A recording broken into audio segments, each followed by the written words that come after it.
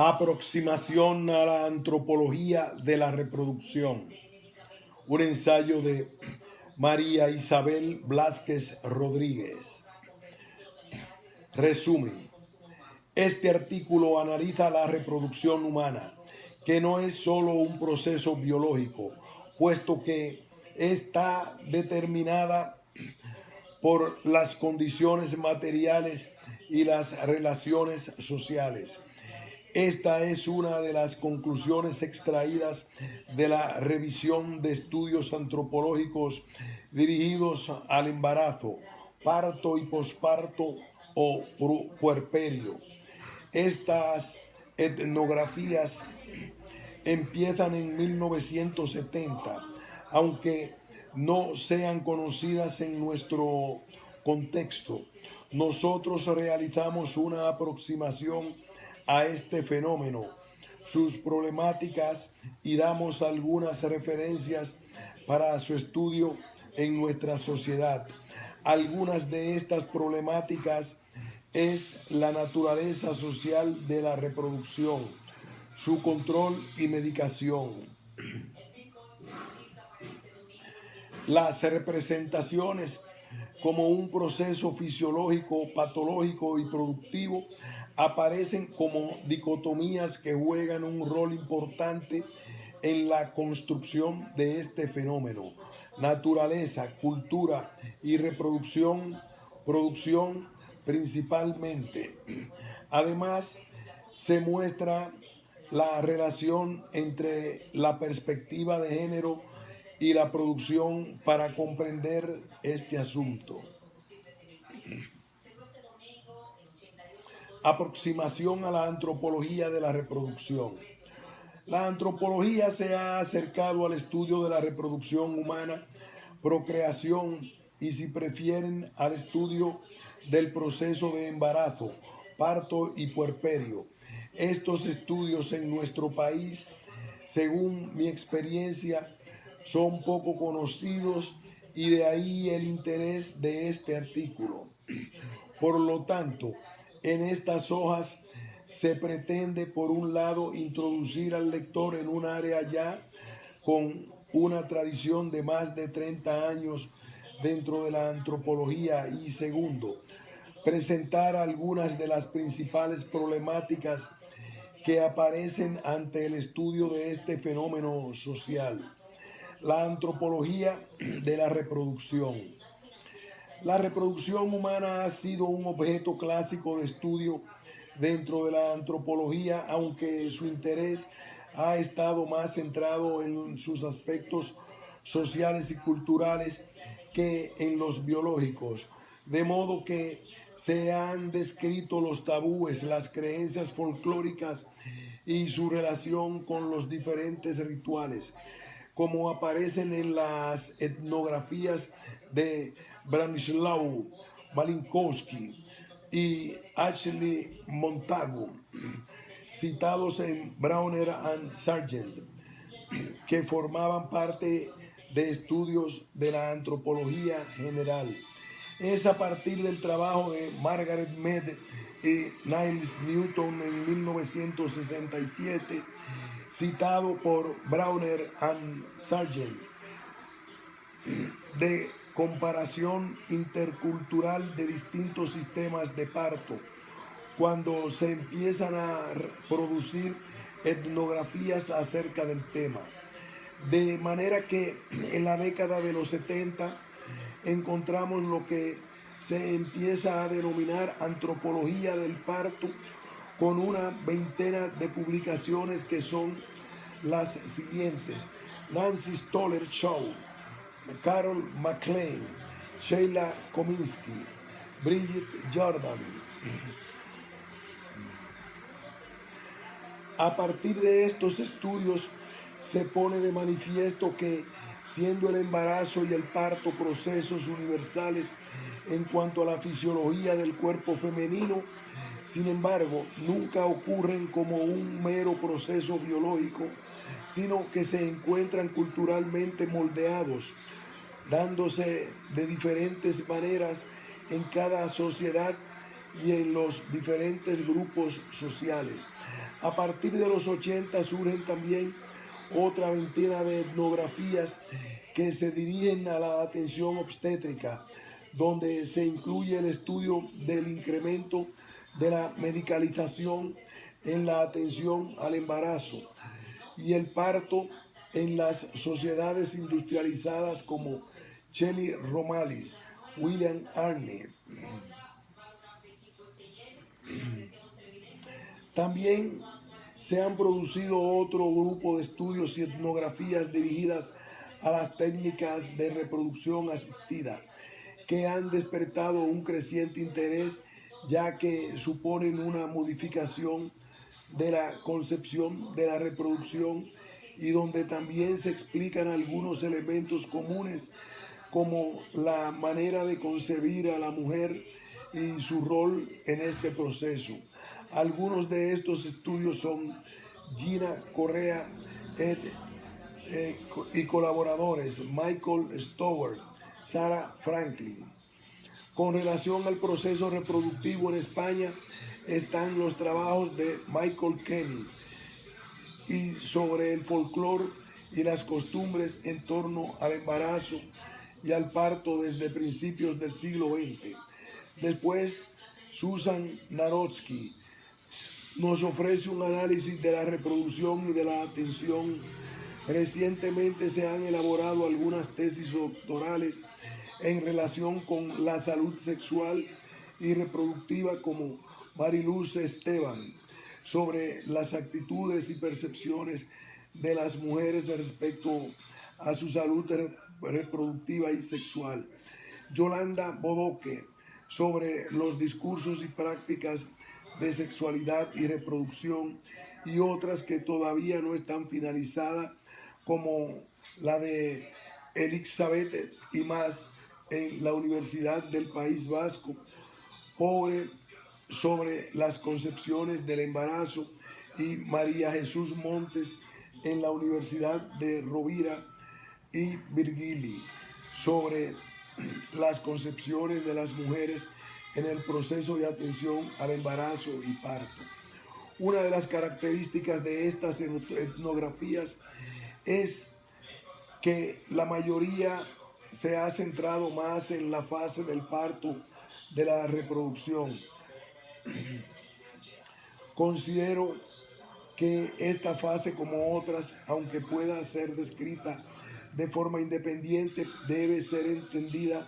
en continuidad, ya que las relaciones y conceptualizaciones que se dan son transversales a todas y por tanto hablaré de forma conjunta de estas fases. Otra característica es que casi todas las etnografías, excepto 4, han sido realizadas por mujeres. Esto podría explicar lo marginal y desconocido de este campo de estudio, a lo que se podría añadir que además su objeto de estudio es un proceso que ha sido calificado en primer lugar como algo de mujeres y en segundo lugar como perteneciente al ámbito sanitario y por tanto no visibilizándose los elementos socioculturales que lo definen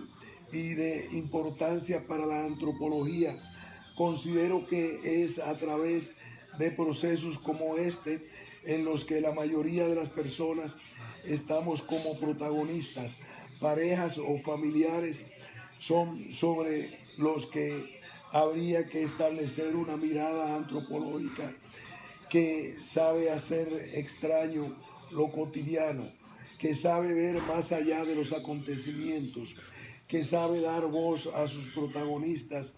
que finalmente busca explicar de una manera más amplia los fenómenos de lo que hacen otras disciplinas como las biomédicas sobre este proceso y sobre todo nos ayuda a mostrar los problemas que subyacen.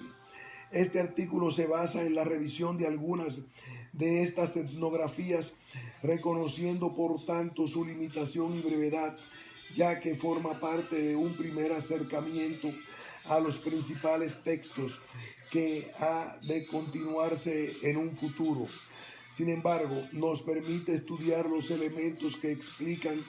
la naturaleza del proceso reproductivo y las principales problemáticas que surgen en su abordaje. Utilizo el término de problemáticas en el sentido descrito por Michael Foucault para el estudio de la sexualidad, donde se deben vincular las formas de pensar con las prácticas a partir de las que se constituyen, incorporando también a los documentos escritos o textos como mediadores en esta tarea, de tal forma que en este primer acercamiento a estos textos podemos descubrir cuáles son los puntos de ruptura y de inquietud que aparecen en la forma en que es entendido el embarazo, parto y puerperio. Estos temas problemáticos los he agrupado en razones hermenéuticas en cuatro para facilitar esta exposición, teniendo en cuenta que no se encuentran tan diferenciados y delimitados como aquí se señala, ya que las conexiones e interrelaciones son mutuas entre unas y otras, y por tanto este proceso debe ser comprendido desde todo el conjunto descrito. Estas problemáticas serían: la primera, la naturaleza social del proceso reproductivo; la segunda, el control del proceso reproductivo; la tercera, la conceptualización dicotómica del proceso reproductivo; y la cuarta, la construcción del género. Algunas problemáticas del proceso reproductivo. Segundo, a la naturaleza social del proceso reproductivo. La reproducción humana no es un asunto meramente biológico, sino que es una actividad social que está determinada por diferentes condiciones, como son políticas, materiales y socioculturales, que establecen un modelo de atención basado en una ideología de la reproducción que dota de significación a todos sus elementos, como el embarazo, parto, puerperio, y produce unas determinadas ideologías de la maternidad y la paternidad. Narodsky, 1995, y Tabet recogen el concepto de reproducción social de Felicity et al., Olivia Harris y Kate Young, donde se recogen tres significativos distintos de la reproducción.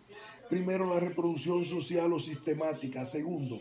la reproducción de la fuerza de trabajo. Y por último, la reproducción biológica. Aunque inicialmente parezca que la importancia desde la salud se centra en este último componente, la reproducción biológica, su interés es explicado por las interrelaciones entre todas. No solo tiene relevancia el aumentar el número de individuos de una sociedad de reproducción biológica, sino también las condiciones que garantizan esta reproducción. Asegure la fuerza de trabajo, es decir, que se dé en situaciones óptimas y se vaya introduciendo dentro de una determinada dinámica social, reproducción social. Davis Floyd afirma que en este caso, mediante la atención obstétrica americana, se produce que la mujer asuma los dictados sociales y las demandas de las instituciones, y se inicia la socialización del recién nacido para enseñarle a hacer lo mismo, por lo que es un rito de paso a través del que se reconstituyen los vínculos de parentesco, da lugar al cambio de estatus de los progenitores, mujer, madre, hombre y padre, y tiene lugar el nacimiento de otro individuo social, y se dan los símbolos que permiten la interiorización de los valores culturales de la sociedad. Así, Este microproceso puede dar cuenta de cómo se organiza una sociedad, los principios ideológicos que la sustentan y de las interacciones entre todos ellos. Desde esta visión amplia y compleja de la reproducción, entendemos la centralidad de esta en cualquier sociedad y la necesidad de su control por parte de las instancias que detentan el poder, ya que está en juego a través de cualquiera de sus componentes la perpetuación social. Este aspecto lo analizaremos más despacio en el siguiente epígrafe. Segundo, B. El control sobre el proceso reproductivo. Intentar comprender los motivos y las formas en que se controla el proceso reproductivo nos obliga a hacer una genealogía histórica. En la mayoría de las sociedades occidentales, a partir de mediados del siglo pasado, la atención del embarazo, parto y del puerperio deja de ser atendido por mujeres, parteras y comadronas sin formación médica fuera del ámbito sanitario para pasar a ser en el hospital como un acontecimiento aislado de su entorno, igual y uniforme para todas las mujeres, naturalizado donde ya no es un fenómeno social compartido por la mujer con redes sociales, sino que es el personal sanitario, principalmente los ginecólogos y ginecólogas quienes dirigen, deciden y están presentes, y donde se utilizaban métodos naturales. Hoy se privilegia el empleo de sofisticada tecnología y medicalización. De manera que se produce un control sobre las mujeres porque son reproductoras, porque lo que pasa en sus cuerpos durante este proceso no es asunto suyo, particular, privado, sino que es público. Narodsky, 1995, y Tabet, 1985, señalan que el inicio del control se da desde el momento de la fertilidad y fecundación hasta la crianza. Narodsky muestra cómo en Inglaterra durante el siglo XIX la penalización del aborto va ligada a la consolidación de la profesión médica y a su lucha por controlar campos como el de la atención al embarazo, parto y puerperio, que había estado en las manos de las mujeres y las comadronas. Bárbara Enrique y la historiadora de la medicina Teresa Ortiz señalan que este proceso ejercido por la medicina obstétrica de querer controlar y regular el saber popular de las masas y de otros grupos tradicionalmente dirigidos a la atención de la reproducción ha producido la hegemonía de su conocimiento sin permitir otras formas alternativas de normativizar el embarazo, parto y puerperio. Y ante la situación de alteridad y asimetría frente al cuerpo médico, se encuentran deslegitimizados, invisibilizados e incapacitados para revertir estos papeles. Esta situación sigue vigente en la actualidad, de modo que las informaciones que pueden cuestionar su control y práctica son poco difundidas y reconocidas, de forma que Jordan nos propone integrar el concepto de conocimientos autorizados con relación a entender la hegemonía de los conocimientos y del control biomédico, y como esta consigna es interiorizada por la mayoría de las mujeres. De este proceso surge una forma de autocontrol de las mujeres para ajustarse a estos dictámenes que les son impuestos. En un artículo junto a Irwin analizan cómo estos conocimientos y las normas biomédicas son aceptadas como algo inevitable, natural, legítimo y entendido como lo más adecuado para todas las partes. Estas y otras reglas sobre el funcionamiento del sistema médico en relación a los embarazos y partos son interiorizados por las mujeres, sus parejas y su entorno a través de los procesos de socialización. De modo que a través de la revisión de 9 casos en los que las mujeres rechazaron el tratamiento médico, muestran cómo se hace visible la lógica del poder médico que pretende la medicalización de los partos y mantener inalterable su hegemonía decisoria sobre este fenómeno. Ejemplos de formas de control las encontramos ya con Cormac en 1982, donde señala la fuerte medicalización del embarazo y parto en nuestras sociedades occidentales. Narodsky, recogiendo diferentes estudios, nos muestra los efectos que conllevan, por ejemplo, el uso rutinario y la forma normalizada de las ecografías, las aminocentesis y otras pruebas rutinarias de la atención. Además, también puede verse Rothman y Oakley. Al entenderse socialmente que el hospital es el único lugar donde se garantiza que a través de la ciencia, la tecnología y el saber médico llegará al mundo un nuevo ser perfecto sin el esfuerzo y dolor que tradicionalmente aquejaba a la madre, se incrementan los partos hospitalarios, de modo que el parto se describe como un proceso largo, lento y penoso y doloroso. Entre otros aspectos que se analizan durante el parto estarían los tratamientos farmacológicos, la monitorización y la posición, la presencia de familiares, los tiempos, los espacios. Kissinger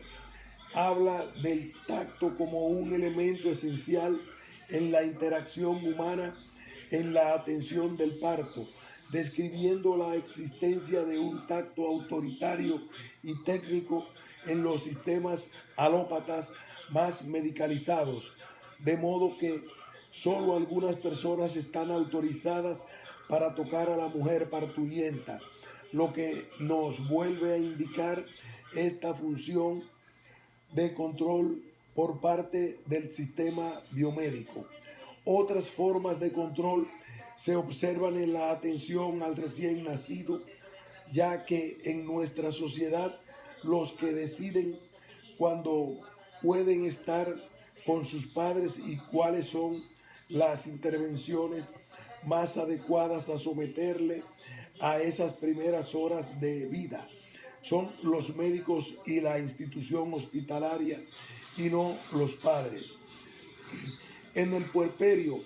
vemos como, por ejemplo, la institución sanitaria para promover la lactancia establece como principal justificación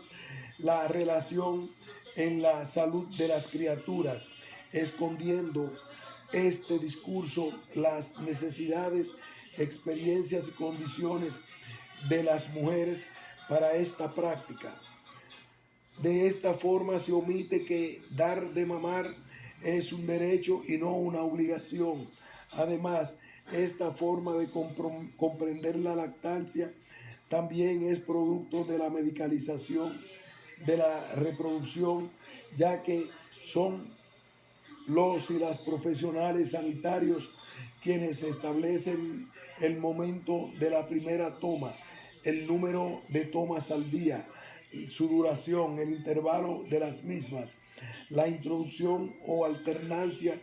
de la lactancia artificial y el momento y la forma de introducción de alimentos sustitutivos. Este control, ejercido principalmente por la medicina,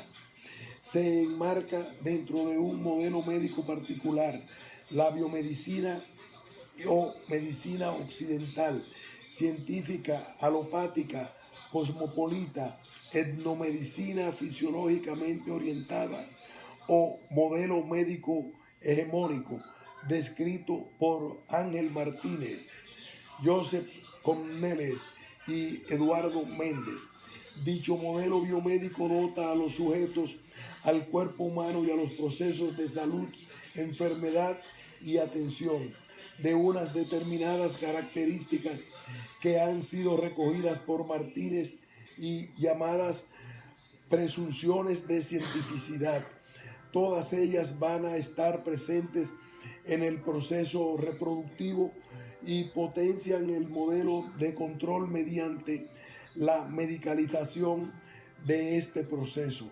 Sin embargo, este proceso biomédico y la medicalización de la salud se da en una forma particular con las mujeres, que refuerza su situación de dependencia y por tanto su posición subordinada, lo que nos induce a relacionar la institución médica y su praxis con la reproducción y mantenimiento de un sistema social de control y regulación de las mujeres. Davis Floyd nos dice que así la historia de la obstetricia es la de la separación entre la procreación y la sexualidad, la mujer y la madre, el feto y la madre. Esta fragmentación se viabiliza en la alineación de la mujer, que solo es considerada desde una visión reduccionista de prima al feto, embrión, a lo que sucede en los órganos reproductores con un enfoque organicista y científico, sin tener en cuenta otras dimensiones que definen las formas de enfermar o de vivenciar estos procesos por las mujeres. Además de preconizar formas de autocontrol por parte de las mujeres y de los expertos médicos, se da un control social por parte de la sociedad que ve que se visibiliza en los diversos mitos y tabúes asociados a la mujer embarazada, que nos muestra cómo el embarazo y la reproducción en general es un asunto social y público. Así y más,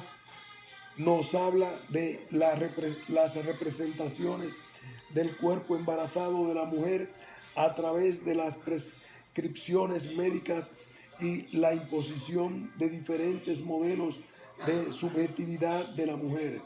En primer lugar, el modelo fusión madre-hijo, como si el embarazo y la maternidad fuesen una relación de simbiosis madre e hijo, que se observa, por ejemplo, entre otras prácticas, con la de los antojos, ya que el deseo insatisfecho de la mujer corre peligro de quedar grabado para siempre en el cuerpo del recién nacido. El segundo sería el cuerpo invadido o modelo del parasitismo. Hace referencia a la imagen de un cuerpo que es el de la madre, que se subordina al de la criatura que crece, que se nutre a expensas de él. Esto se ilustra a través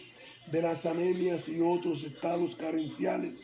que acompañan en ocasiones al proceso del embarazo. Y por último, del cuerpo escindido, que es un cuerpo, el de la mujer embarazada, que contiene en sí a otro individuo pero diferente de él. Por otro lado, pero en la misma línea, subrayan Bodoque y Montes que estas representaciones producen que la mujer viva su cuerpo durante el embarazo con miedo y desconfianza, vivencia que facilite la apropiación de la atención de sus cuerpos embarazados por parte de los expertos profesionales médicos. Explorando las formas de control de este proceso, vemos que se va dibujando algunas de las representaciones de este proceso que analizaremos en el siguiente punto. Tercero, C. La conceptualización dicotómica del proceso reproductivo. A continuación, quiero presentar las principales conceptualizaciones del proceso reproductivo que he encontrado en la revisión bibliográfica. Se basan en visiones dicotómicas sobre este proceso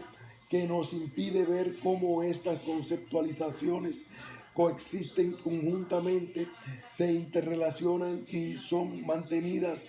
tanto por la institución sanitaria como por las mujeres usuarias y la sociedad en su conjunto, aunque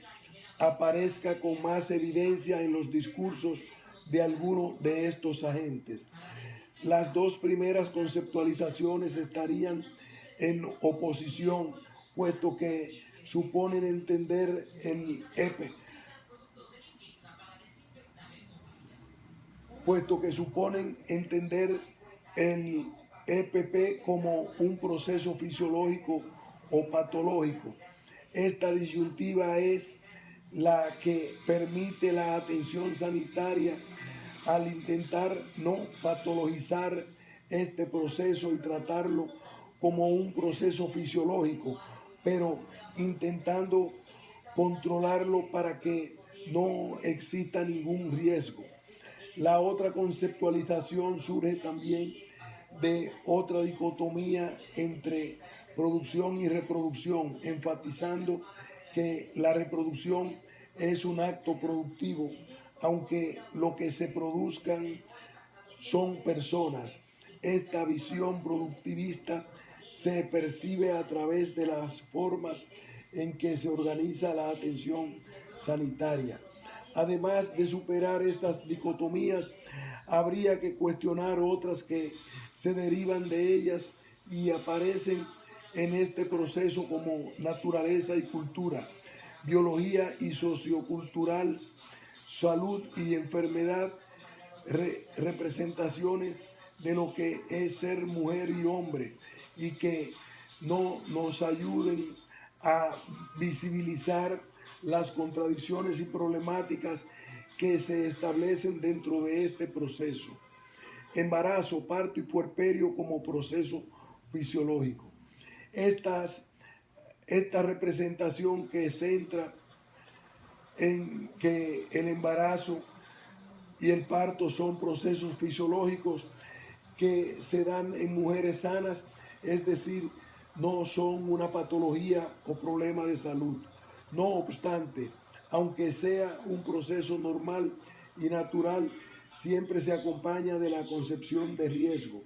que corresponderían a patologías o problemas de salud, lo que justificaría la intervención sanitaria.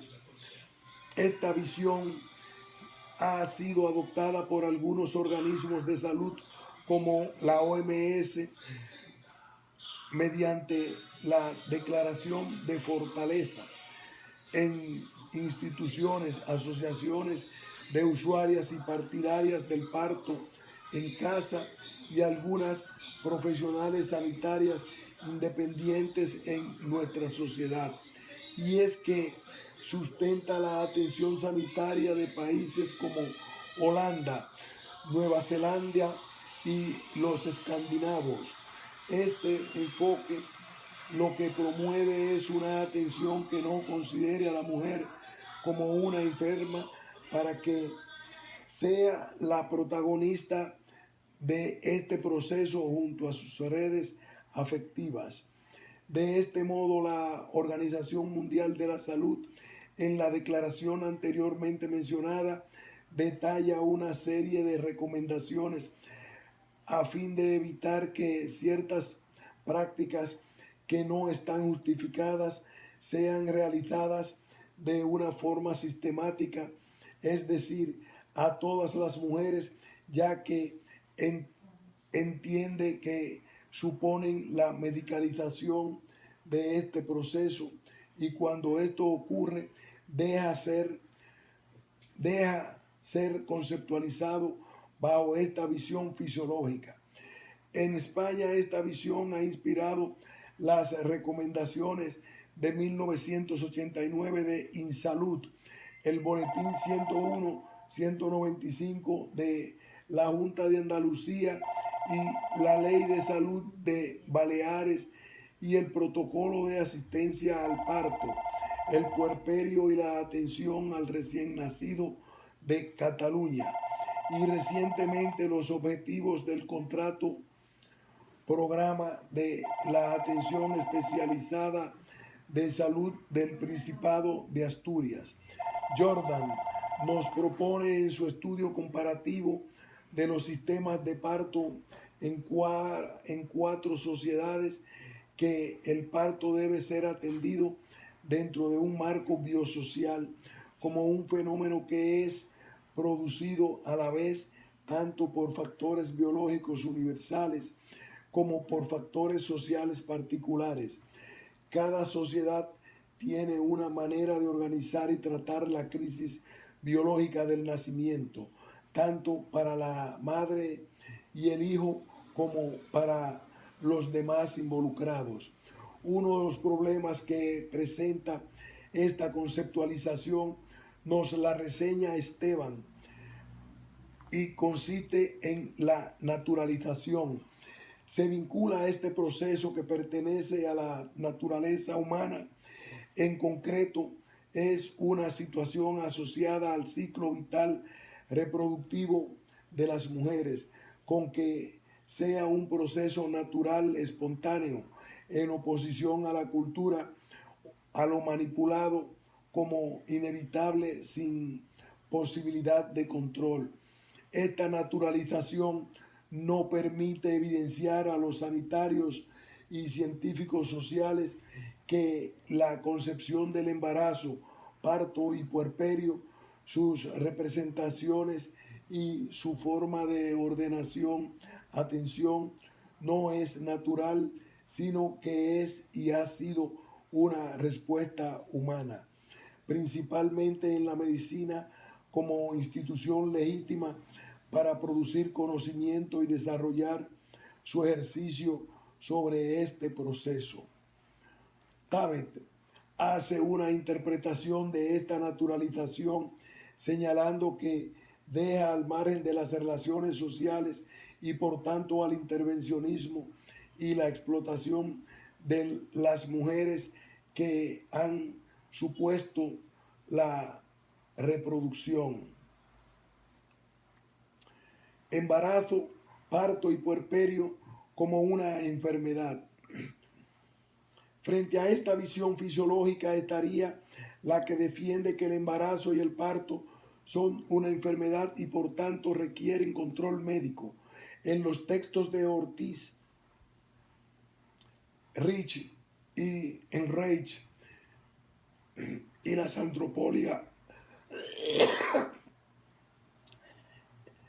antropólogas David y Martin muestran cómo la ginecología ha partido históricamente de entender el cuerpo femenino como patológico o defectuoso. Las ginecólogas Mercedes Fuentes Pujol aporta que esto también se da porque este proceso se produce dentro de una sociedad con bajas tasas de natalidad como la nuestra y por tanto hay que controlar todos los embarazos y partos para que lleguen a buen término, lo que nos remite a la definición de la reproducción como un proceso no solo biológico. En este enfoque se refuerza la visión descrita dentro del epígrafe sobre el control de la reproducción mediante la medicalización y del uso de la tecnología. Este proceso parece ser que se inicia con la medición y control del embarazo por medios técnicos objetivos como la ecografía. La ecografía tiene como finalidad diagnosticar si existen condiciones anormales realizar mediciones y técnicas y estimar el tiempo de gestación, pero su utilización deja de ser complementaria a otras técnicas y empieza a emplearse de una manera normalizada y rutinaria en todos los controles médicos. El peligro que conlleva esta técnica es que se dota de autonomía y personalidad al feto y la mujer embarazada se convierte en el entorno. Este peligro también lo señala Imad al hablar de las metáforas del cuerpo materno que corresponde al cuerpo escindido, ya que el cuerpo de la mujer embarazada contiene en sí a otro individuo, pero diferente de él. Esto conduce a la invisibilización de la mujer gestante y constituye al feto como individuo con derechos como el derecho a la protección de la salud, no fumar, no beber, no medicarse, evitar alimentos y actividades. Así, a través de las ecografías se ha dado vida propia a los fetos, estableciéndose un diálogo médico-feto que se establece sin mediadores. Ahora el médico no tiene que preguntar a la mujer la información que necesita, se la da directamente el feto. Estas afirmaciones, aunque aparezcan tan simples, nos muestran la complejidad de las interrelaciones que conlleva el hecho de dotar de autonomía al feto a través de esta técnica y de intentar separar, aunque sea solo a través de su uso, a la mujer del feto, que forma parte de ella y que la habita en su cuerpo. Otra de las maneras en que se percibe la visión patológica es mediante la utilización de técnicas instrumentales como los forceps durante el parto. Su uso se inicia a partir del siglo XVIII para intervenir en los partos anormales, lo que determina la profesionalización de la obstetricia como rama de la medicina durante el siglo XVIII y XIX, de tal forma que además se inaugura el concepto de anormalidad del parto y se produce la penetración de los hombres en el control del parto. Otras de las acciones que se llevan a cabo sobre la mujer durante el parto son la retirada de sus ropas, zapatos y otros objetos personales que se realizan sobre personas consideradas enfermas. Este proceso, que Irving Goffman denomina la desposesión, ya que deja a la mujer sin estos elementos que son parte de sus referentes sociales y cotidianos. Lo más llamativo de esta medicalización y tecnificación son las complicaciones que se derivan como un incremento de los controles médicos durante el embarazo, un aumento del número de pruebas, ecografías y analíticas, aumento del número de inducciones de parto, aumento del número de partos instrumentales con forceps o ventosas, aumento del número de cesáreas. Y en otro nivel estaría que, aunque toda esta tecnificación parece estar al servicio de la mujer, sin embargo, acaba privilegiando los intereses de los técnicos y o las instituciones sanitarias, prescindiendo de la subjetividad, el bienestar y el protagonismo de las mujeres. Marcel Wagner, doctor y director del programa materno-infantil de la región europea de la OMS, enseña desde su experiencia los riesgos que conlleva este proceso de medicalización de la procreación y nos muestra las diferencias con la atención al parto en domicilio, una opción en nuestro país descatalogada por la institución biomédica y la atención hospitalaria clásica. Embarazo, parto y puerperio como un proceso productivo. Esta conceptualización cuestiona la dicotomía productivo frente a reproductivo, ya que en este proceso su importancia no solo radica en la reproducción biológica, sino que también tiene relevancia las condiciones que garantizan que esta reproducción asegure la fuerza de trabajo, es decir, que se dé en situaciones óptimas que nos permitan individuos sanos y productivos, como se observa con la atención preconcepcional y con todos los programas de atención al embarazo, parto y puerperio.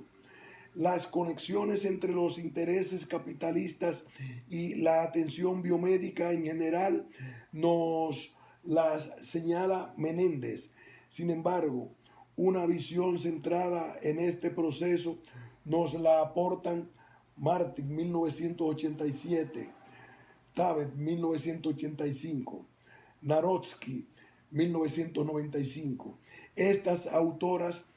explican cómo el contexto hospitalario se convierte en una fábrica donde el interés reside en el producto, no en el proceso. Se considera que las mujeres son las trabajadoras cuyas máquinas son úteros, requieren un control externo por los doctores, gestores, y en el que priman la afectividad, la visión del trabajo en tareas, el control del tiempo, de modo que cosifica a la parturienta y se incorpora a un proceso protocolizado en la que se despersonaliza. Se habla de la taylorización del parto en el contexto de una sociedad obsesionada por la organización científica del trabajo. Esto se observa, por ejemplo, en la progresiva reducción de los tiempos normales para las fases del parto según los conocimientos científicos disponibles. Tabet, 1985, va más allá y dice que este proceso supone la explotación, ya que consiste en expropiar el agente reproductor, la mujer, la gestación, de las condiciones de trabajo y del producto, es decir, a la mujer, sin que pueda elegir pareja, elegir los tiempos de trabajo, el ritmo del trabajo, imponer la calidad del producto, que es lo normal frente a lo anormal, entre otros hechos. Las representaciones que produce esta atención en nuestro contexto español nos señalan Montes y Bodoque, Montes y más, y la ginecóloga feminista María Fuentes. Sus lecturas nos hablan de la domesticación de las mujeres, ya que desde esta perspectiva lo que le interesa a la institución sanitaria es que las mujeres se ajusten a esta cadena de trabajo establecida. La preparación al parto se dirige a esto. Se viabiliza el trabajo de la parturienta, que se limita a la función de obediencia pasiva y abandono para permitir que el ginecólogo o la matrona adopte la función activa y pueda realizar su trabajo, ya que son los profesionales y en especial el hombre el que hace el trabajo. Davis Floyd señala en su etnografía que los tres modelos de atención al parto que existen, el tecnocrático sería aquel que se ajusta a esta visión frente al humanista y holístico. La reconstrucción del género. La conexión de la atención sanitaria al proceso reproductivo con el sistema de género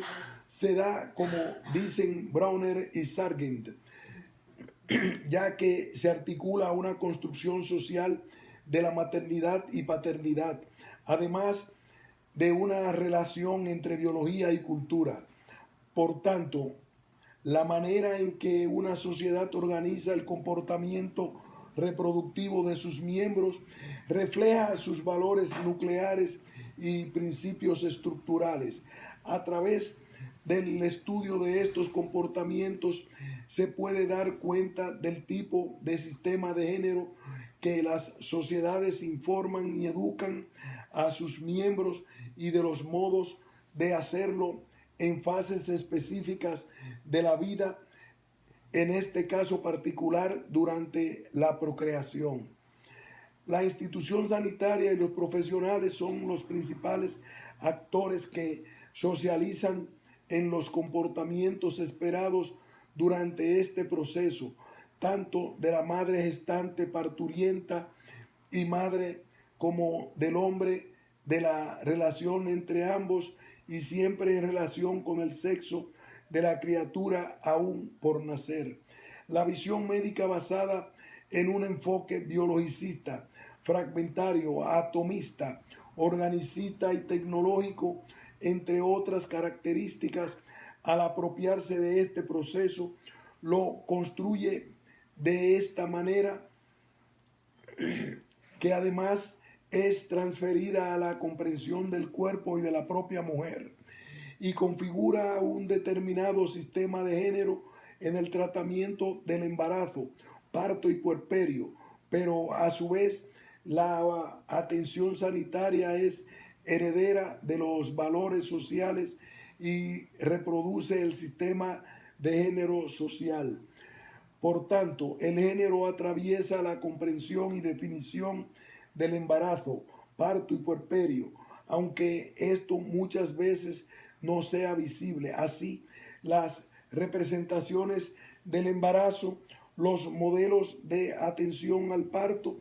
los aspectos atendidos en el puerperio, los modelos de maternidad y paternidad, no solo tienen que ver con la capacidad biológica de las mujeres para engendrar y amamantar, sino también con las traducciones históricas, políticas, económicas y sociales y culturales que se han realizado de este hecho y que construyen y mantienen un sistema de género.